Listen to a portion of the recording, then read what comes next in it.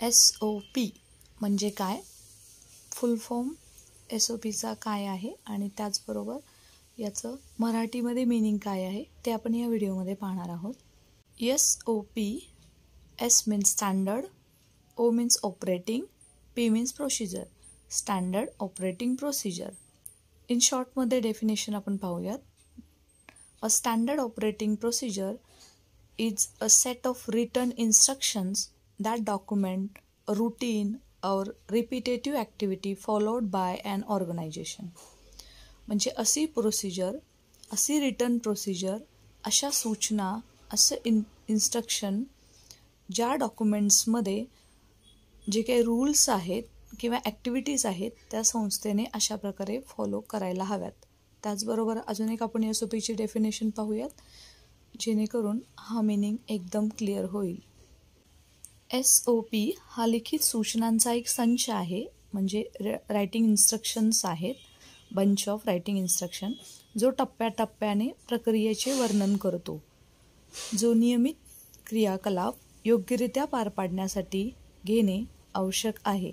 म्हणजे एखादी गोष्ट व्यवस्थित पार पाडण्यासाठी एक सूचना काही फॉलो कराव्या लागतात. संस्था सातत्यपूर्ण राहील याची हमी देण्यासाठी आणि उद्योग, नियम आणि व्यवसायांच्या मानकांचे पालन करण्यासाठी SOPचे प्रत्येक वेळी तंतोतंत त्याच प्रकारे पालन केले पाहिजे. म्हणजे कोणतीही प्रोसिजर व्यवस्थित चालू करण्यासाठी, कंटिन्यू चालू करण्यासाठी किंवा व्यवसायाचे कोणतेही नियम, इंटरव्ह्यू असेल तर त्याची प्रक्रिया ठरवण्यासाठी SOPचे पालन तंतोतंत करावे लागते, म्हणजे ॲज इट इज करावे लागते. SOP संस्थेला यशस्वी होण्यासाठी आवश्यक असलेली धोरणे, प्रक्रिया आणि मानके प्रदान करते.